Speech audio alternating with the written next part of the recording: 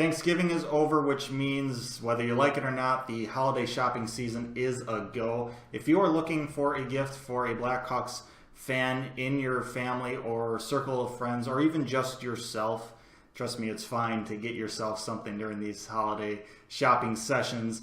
I'd suggest picking up this. It is a newly released book by Mark Lazaris, the beat writer for the Blackhawks for the Chicago Sun-Times. It's called If These Walls Could Talk. A lot of good stories in here, recapping basically the last decade or so of Blackhawks hockey and a lot of good times during those years. Some stories that you might have already heard, some stories you probably haven't. Either way, I definitely suggest picking this up. It's a fun read. Definitely recommend it. Yeah. Woohoo! We are in a week. Can't get any better. I swear I was not paid for plugging that book. It is autographed by Mark himself, but it wasn't free. I paid for it. I know the struggle of thinking of gifts for people, so I figured I'd actually just throw out an idea, maybe help some of you out. Anyhow, hello and welcome to Hawks Recap. Game 22 in the books. Blackhawks win tonight 4-1 over the Florida Panthers and pick up a big 2 points. That's 7 out of the last 8 possible points for the Blackhawks. That's pretty good. They've definitely been picking it up as of late. Just like the last couple of games, the Hawks find themselves starting off strong in this one, and honestly, this could have been their best start of the year. Well, maybe not. First game against Pittsburgh, 21 shots in the first period, 5 goals. This one, 21 shots in the first period, 2 goals. Either way, they looked really good early on here. And it all starts off with the fourth line and some really quality shifts to give the Hawks momentum. Definitely not the first time we've said that this year. I really like how our fourth line has played so far this year. But they start off, get some good quality forechecking, good quality pressure, and not quite halfway into this first period, they put themselves on the scoreboard as well. Wingles has the puck below the goal line. He takes it, tries the wraparound. Luongo saves it, but the puck is just kind of sitting there hanging out in the slot area. Hayden jumps in and he buries it up and over Luongo, top shelf, and the Hawks take a 1-0 lead early in this game. Now about 5.5 minutes left in this first period. Toews has the puck on his stick and takes the puck to the front of the net, tries to go high short side with it. Luongo saves it, but he gets the puck back, kind of circles back a little bit to get away from defenders, and then the defenders just kind of scatter, and Toews is left all alone. It's a bold defensive strategy, I'll give him that, and it doesn't work in this situation. Toews passes it to the front of the net, Saad taps it in, and the Hawks have a 2-goal lead, and this first line, who have been struggling in a sense to get on the scoreboard, finally gets on the board, and the drought seems to kind of be over.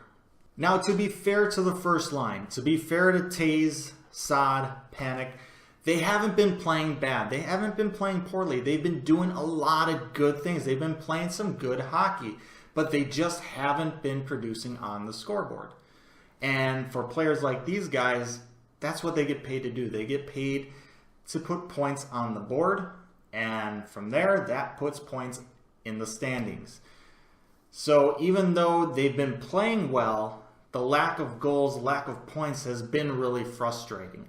And these goals, these points in this first period and the rest of this game, that's a good sign and a bit of a relief.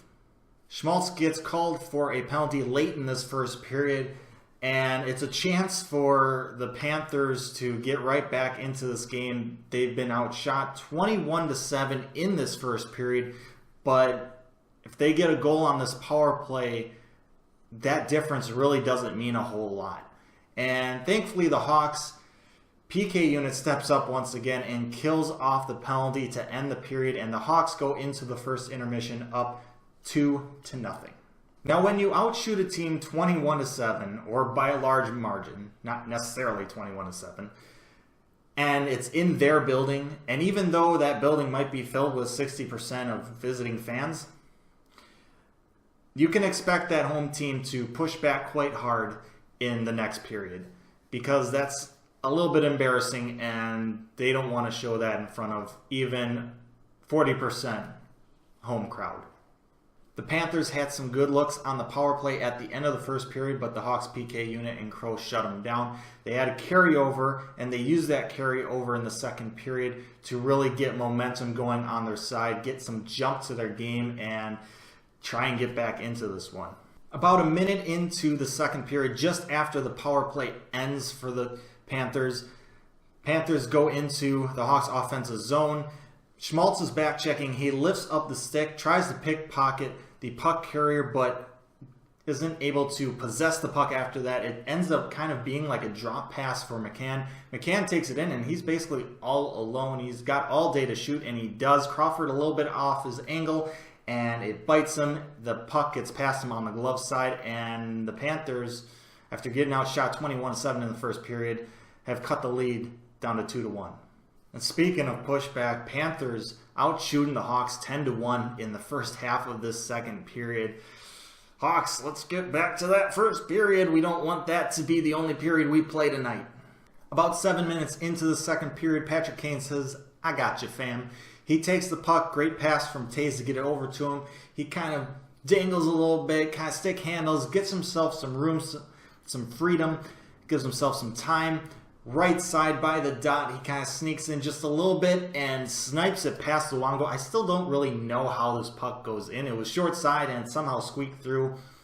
But alas, he restores the 2-goal lead for the Blackhawks. And even though the Hawks get outshot 10-1 early on in this second period, they get a goal and kind of reestablish momentum in this game. Crawford would make some really good saves in this second period, keep that 2-goal lead intact, and a little under 3 minutes left to play in this period, Jonathan Toews, our captain, finds a way to get a goal.